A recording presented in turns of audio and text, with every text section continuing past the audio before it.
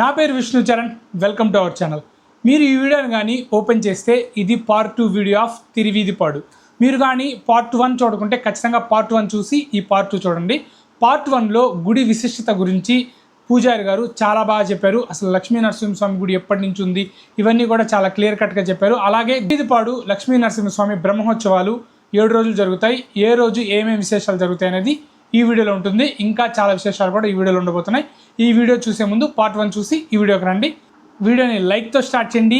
మీ opinion ఏంటి అనేది ఈ వీడియో గురించి ఖచ్చితంగా కామెంట్ బాక్స్లో తెలియచేయండి. అలాగే కామెంట్ బాక్స్లో హైప్ బటన్ కూడా ప్రెస్ చేయండి. ఎక్కువ మందికి ఈ వీడియో రీచ్ అవుతుంది. మన తిరువీధిపాడు గురించి ఎక్కువ మంది తెలుసుకుంటారు. సో ఖచ్చితంగా సబ్స్క్రైబ్ కూడా చేసుకోండి. వీడియో స్టార్ట్ చేద్దాం. స్వామి, ఎక్కడెక్కడి నుంచి మన గుడికి వస్తారు? తిరువీధిపాడు గుడికి మన గుడికి చుట్టుపక్కల అందరూ కూడా వస్తూ ఉంటారు. ఎక్కువగా అయితే చెన్నై నుంచి వస్తుంటారు. వాళ్ళ యొక్క కులదేవుడు ఈయన నరసింహస్వామి. ఈయనకి ఇంకో పేరు ఏంది అంటే ఓబులేశ్వర స్వామి అని చెప్పి అందరు కూడా పిలుస్తూ ఉంటారు. చెన్నై నుంచి ఎక్కువ వస్తుంటారు. కావల నుంచి చుట్టుపక్కల అన్ని ప్రాంతాల నుంచి కూడా వస్తుంటారు. కళ్యాణం రోజు అయితే మనకి చుట్టుపక్కల ఉండే 15 ఊర్ల మంది కూడా ఖచ్చితంగా వస్తారు. సోమవారికి దాదాపు 3000 మంది 4000 మంది దాకా వస్తారు. కళ్యాణం ఒక రోజు బాగా విశేషంగా, కళ్యాణం అప్పుడు మాత్రం బాగా ఇదిగా ఉంటుంది. మిగతా టైం కొంచెం తక్కువ జనాలు. కళ్యాణ రోజు మాత్రం బాగా హడావుడిగా బాగా వస్తుంటారు. ఏ రోజు మన తిరునాళ్ళ రేపు నుంచి స్టార్ట్ అవుతుంది, ఎల్లుండి నుంచి. కాబట్టి ఏ రోజు ఏంటి స్పెషల్ స్వామి అంటే? ఇప్పుడు మనకి స్వామివారి బ్రహ్మోత్సవాలు ఏంది అంటే 25వ తారీఖు నుంచి 1వ తారీఖు దాకా 7 రోజుల కార్యక్రమాలు జరగబడతాయి. అలా మనకి ముందుగా వచ్చేసి 25వ తారీఖు ఉదయం స్వామివారికి పంచామృత అభిషేక కార్యక్రమం జరగబడుతుంది. 9 గంటల నుంచి ప్రారంభం అవుతుంది. తర్వాత మళ్ళీ తిరిగి రాత్రి 8 గంటలకి స్వామివారికి అంకురార్పణ కార్యక్రమం జరగబడుతుంది. తర్వాత 26 మరుసటి రోజు స్వామివారికి యథావిధిగా పంచామృత అభిషేకం. తర్వాత పోతే ధ్వజపటానికి గజారోహణం చేస్తారనమాట. అలా అది అయిపోయిన తర్వాత యథావిధిగా మనకి లోపల పూజా కార్యక్రమాలు, గణపతి పూజ, విశ్వక్షణ ఆరాధన, తర్వాత పోతే స్వస్తి పుణ్యాహవచన, ఈ విధంగా పూజా కార్యక్రమం జరగబడతాయి. తర్వాత రాత్రికి మనకి స్వామివారికి ఇది శేషవాహన ఉత్సవ కార్యక్రమం జరగబడతాయి. తర్వాత 27వ తారీఖు మనకి హనుమంత వాహనం ఉంటుంది. యథావిధిగా పొద్దున పూట అభిషేకాలు, సాయంకాలం హనుమంత వాహనం ఉంటుంది. తర్వాత 3వ రోజు వచ్చేసి స్వామివారికి ముందుగా గిన్నె భిక్ష కార్యక్రమం జరగబడుతుంది. అప్పుడు ఏందయ్యా అంటే మనకి లక్ష్మీ నరసింహస్వామి మోహిని అవతారంలో గ్రామంలోకి వస్తారు మధ్యాహ్నం పూట. సాయంకాలం మళ్ళీ గరుడ సేవ ఉంటుంది మనకి. తర్వాత 29వ తారీఖు సాయంకాలం నైట్ టైం పౌర్ణమి గడివెల్లో స్వామివారికి కళ్యాణ మహోత్సవం జరుగుతుంది. అప్పుడు దాదాపు 15 ఊర్ల మంది జనాలు కూడా ఖచ్చితంగా వస్తారు.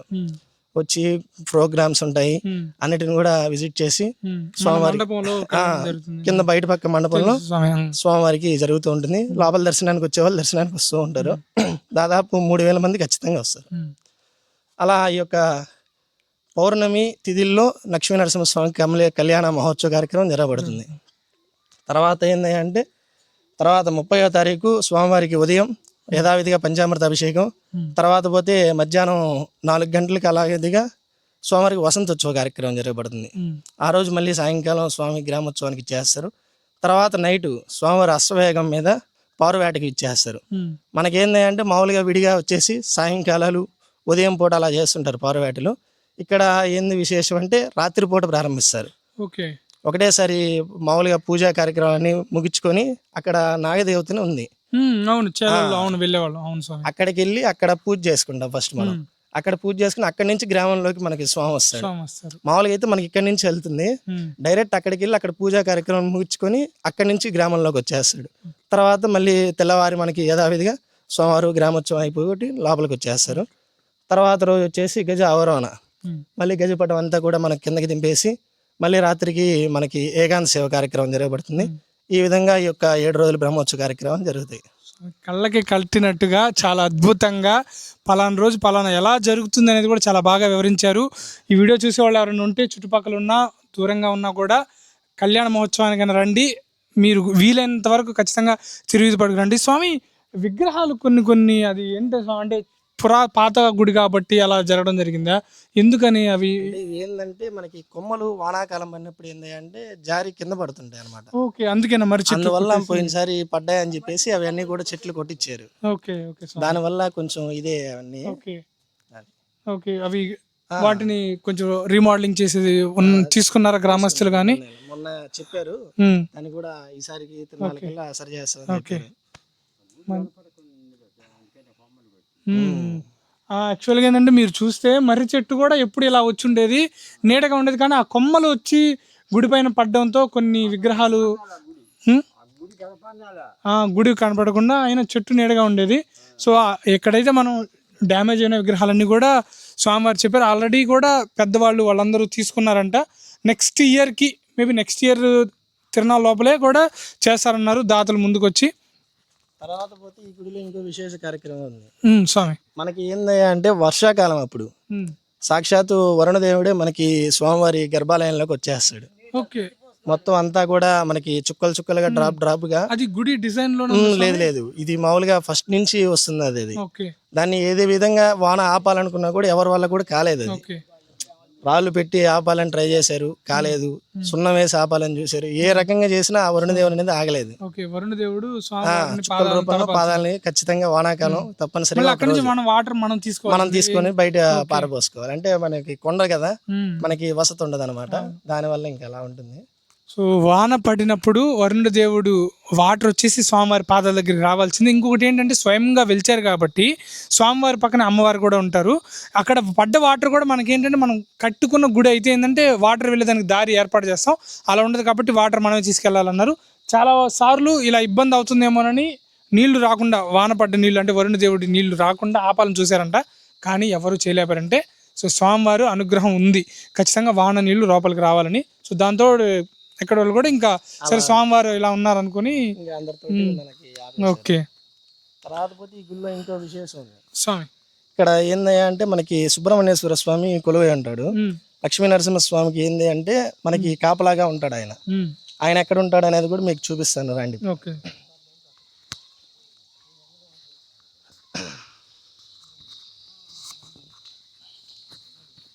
ఇక్కడ మనకి లక్ష్మీ నరసింహ స్వామికి కాపలాగా సుబ్రహ్మణ్యేశ్వర స్వామి అక్కడ వెలిసి ఉంటారు. అది కొంచెం చూడండి, అక్కడ లోపల విగ్రహం కూడా ఉంది కనిపిస్తున్నారు స్వామివారిది. తర్వాత పోతే లోపల అక్కడ ఉంటారు మనకి గృహలో కింద పక్క అక్కడ ఉంటాడు. కళ్యాణం రోజు మాత్రం ఖచ్చితంగా ఒక రోజు మనకి కనపడకపోని దర్శనం అయితే చేసుకుని వెళ్తాడు ఆయన. అలా ఉంటుంది. స్వామి చాలా బాగా చెప్పారు, గుడి గురించి చెప్పారు, అలాగే ఇవన్నీ చెప్పారు. ఇక నార్మల్ టైంలో ఒకవేళ ఈ వీడియోని ఎవరైనా తిరునాళ్ళ తర్వాత చూస్తుండొచ్చు, సో వాళ్ళు తిరునాళ్ళు కాకుండా నార్మల్ టైంలో ఎప్పుడైతే ఏ టైంలో వస్తే దర్శనానికి తలుపులు తీసుంటాయి గుడివి? మామూలుగా అయితే మనకి ఇక్కడ టైమింగ్స్ అనేది లేదు. మనం టైం ఏర్పరచుకుంది ఏంటంటే 9 to 10 morning time, evening time వచ్చేసి 5 to 6:30. ఓకే. ఈ టైంలో అవైలబుల్గా ఉంటాం మనం. ఓకే.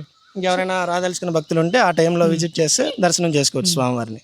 సో తిరునాళ్ళ టైంలో కాకుండా మిగతా టైంలో అయితే మీరు వస్తే మార్నింగ్ 9 to 10, ఈవినింగ్ 5 to 6:30 ఆ టైంలో అయితే స్వామివారు ఉంటారు. సో స్వామి మీరు ఎక్కడి నుంచి స్వామి? మీరు మనం పక్కనే బట్టిపాడు అని చెప్పేసి ఒక 5 kilometers ఉంటుంది, అక్కడి నుంచి డైలీ వచ్చి వెళ్తుంటాం మనం. స్వామి ఏదైనా ప్రత్యేకమైన పూజలు అవి చేసుకోవాలనుకున్నప్పుడు మీకు ముందుగా చెప్పాలా? మనకి ఏంటంటే ఇక్కడ వసతి లేదు కాబట్టి హౌస్ లేదు మనకి, అక్కడి నుంచి మనం ఇలా వస్తుంటాము. ఇంకెవరైనా మనకి విశేషమైన పూజలు, గృహప్రవేశాలు, వ్రతాలు ఇలా చేయించుకోవాలన్నప్పుడు మన ఫోన్ నెంబర్ కాంటాక్ట్ తీసుకొని స్వామివారి నెంబర్ కింద మీకు డిస్ప్లే చేస్తాను. ఒకవేళ మీరు ఈ వీడియో చూసి ఇక్కడికి వచ్చి ఏదైనా ప్రత్యేకమైన పూజలు పలాని సామాగ్రి ఏమేమి తెచ్చుకోవాలని డౌట్ ఉంటే స్వామివారికి కాల్ చేయండి, కింద నెంబర్ డిస్ప్లే చేస్తాను. స్వామివారు చెప్తారు పలానా రోజు పలానా టైంకి వచ్చేయండి అమ్మా అని, అది బెటర్ ఉంటుంది. అంతే స్వామి.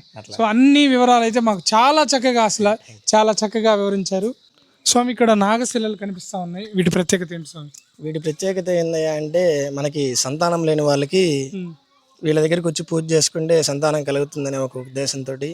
తర్వాత పోతే ఏమైనా దోషాలు, నాగదోషాలు కానీ ఇట్లాగా నవగ్రహాల దోషాలు అలా ఉన్నప్పుడు వీళ్ళందరూ ఏం చేస్తారంటే వచ్చి అభిషేకాలు చేసుకొని ఆ యొక్క సుబ్రహ్మణ్య స్వామికి పుష్పార్చనతోటి, పూజలతోటి, అన్నిటితోటి బొట్టులు పెట్టేసి పసుపు కుంకాలు పూసి ఈ విధంగా ఇలా పూజలు చేసుకుంటూ ఉంటారు. మనకి ఇక్కడ అందరూ కూడా ముడుపులు కట్టుకునే వాళ్ళు కట్టుకుంటూ ఉంటారు, మాల్లో వేసుకునే వాళ్ళు, తీసేవాళ్ళు అందరూ కూడా ఇక్కడికి విజిట్ చేస్తూ ఉంటారు. అలా ఇక్కడ ఉంటారు అన్నమాట వీళ్ళు. ఓకే స్వామి. మనకి బయట కూడా మనకి లక్ష్మీనరసింహ స్వామి వారు అని కూడా ఉంటారు. వీరు ఏంటంటే లోపల మనకి అభిషేకం చేసుకున్న వారికి, తర్వాత పోతే ఎవరైనా మొక్కుబడి ఉండి మేమే స్వయంగా చేసుకోవాలనుకున్న వాళ్ళకి ఇక్కడ మనం ఈ యొక్క లక్ష్మీనరసింహ స్వామికి స్వయంగా వాళ్ళ చేతుల మీద అభిషేకం కానీ పుష్పార్చన కానీ అలాగా ఇక్కడ మనం చేసుకుంటాం. ఇక్కడ చూసుకున్నట్టయితే మనకి విష్ణుమూర్తి గారు వెలిసి ఉంటారనమాట.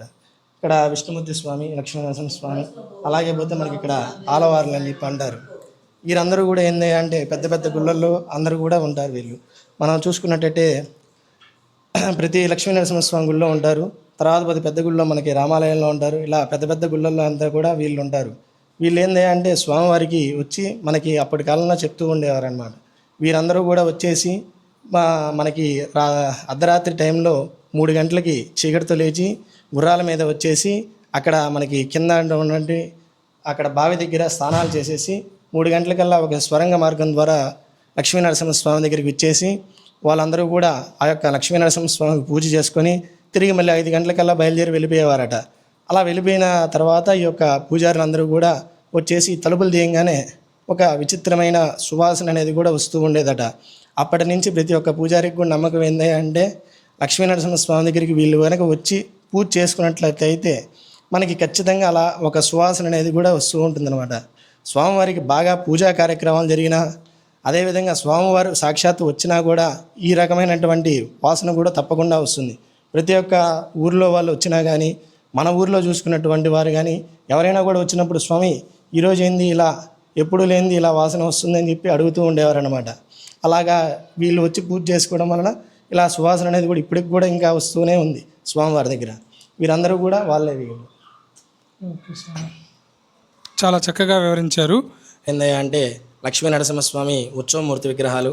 వీరు ముగ్గురు కూడా మనకి లక్ష్మీనరసింహస్వామి, చెంచులక్ష్మి, తర్వాత మహాలక్ష్మి అమ్మవారు, వీరు ముగ్గురు కూడా మనకి గ్రామోత్సవానికి ఇచ్చేస్తూ ఉంటారనమాట.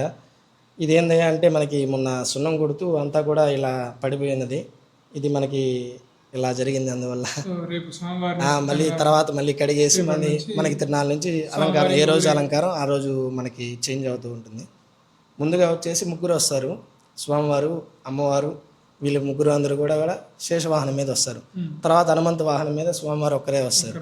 తర్వాత మధ్యాహ్నం పూట గిన్నె భిక్ష ఉంటుంది, అప్పుడు స్వామివారు అమ్మవారి రూపంలో వస్తారు. తర్వాత పోతే మనకి మళ్ళీ ముగ్గురు వచ్చేస్తారు. రాత్రికి గరుడ సేవ ఉంటుంది. గరుడ సేవకు కూడా స్వామివారు వెంకటేశ్వర స్వామి రూపంలో గరుడ సేవకు ఇచ్చేస్తారు. తర్వాత పోతే మనకి తెల్లవారి పంచామృత అభిషేకాలు జరిగిన తర్వాత కళ్యాణం ఉంటుంది రాత్రిపూట. మళ్ళీ ముగ్గురు వస్తారు గ్రామోత్సవానికి. తర్వాత మరుసటి రోజు కూడా అలా విధంగా వీళ్ళు ముగ్గురు కూడా మనకి వసంతోత్సవానికి చేసి ఉంటారు. ఆ తర్వాత పోతే స్వామివారు మళ్ళీ ఒక్కరే వస్తారు. పారవేట అశ్వవేగం మీద పారవేట చేసుకొని వీళ్ళు వస్తారు. తర్వాత ఏకాంత సేవకు ముగ్గురు ఉంటారు. ఇందరితోటి మనకి బ్రహ్మోత్సవాలు అనేవి కూడా అయిపోతూ ఉంటాయి అన్నమాట. మీరు చెప్తుంటే నేను అలా స్వామివారు చూసి స్వామివారు ఆ వేషంలో వస్తే ఎలా ఉంటుంది, ఆ ప్రోగ్రామ్ ఎలా జరుగుతుంది అనేది నా ఊహలో అలా మీరు చెప్తా ఉంటే నేను అలా వెళ్ళి ఆ ట్రాన్స్లోకి వెళ్ళిపోయాను. చాలా చక్కగా వివరించారు స్వామి. సో రేపు తిరునాళ్ళకి మీరు విచ్చేయండి. వీడియోని లైక్ చేయడం, సబ్స్క్రైబ్ చేయడం అన్నీ పక్కన పెడితే ఇలాంటి తిరువీధిపాడు గుడి, ఒక అద్భుతమైన గుడి, ఒక ఓబులేశ్వర స్వామి గుడి గురించి నా యూట్యూబ్ ఛానల్ ఉంటే అది నాకు చాలా అనే ఉద్దేశంతో ఈ వీడియో చేశాను. మీకు తెలిసిన వాళ్ళు ఎవరైనా నరసింహస్వామి భక్తులు ఉంటే వాళ్ళకి మాత్రం షేర్ చేయండి, లైక్ చేయండి. ఎక్కువ షేర్ చేసి కింద హైప్ బటన్, మీరు నరసింహస్వామి గురించి మీరు వచ్చారా లేదనేది కామెంట్ చేసి మీరు హైప్ బటన్ ప్రెస్ చేసి ఎక్కువ మందికి తెలుస్తుంది.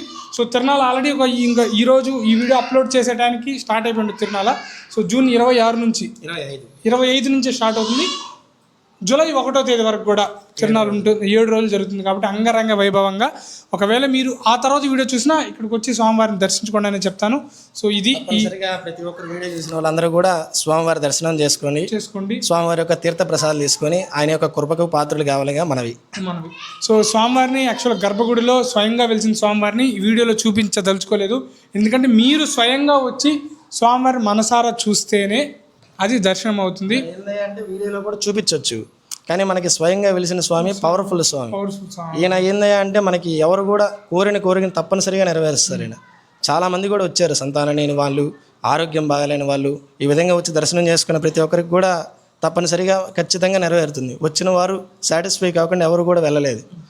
అలా ఈ యొక్క లక్ష్మీనరసింహస్వామిని మనం అంత పవర్ఫుల్ స్వామిని కనుక వీడియోలో చూపించామని అంటే ఆ పవర్ అనేది మనకి తగ్గిపోతుంది. అందువల్ల కూడా మనం ఈ వీడియోలో చూపించటం లేదు. మా కులదైవం కూడా నరసింహస్వామి, నరసింహకొండ స్వామి. అక్కడే రీసెంట్గా పాపకి 9వ నెలలో వెళ్ళి వెంట్రుకలు ఇచ్చాం. సో నరసింహస్వామి అంటే నాకు ఫస్ట్ నుంచి అనుబంధం ఉంది.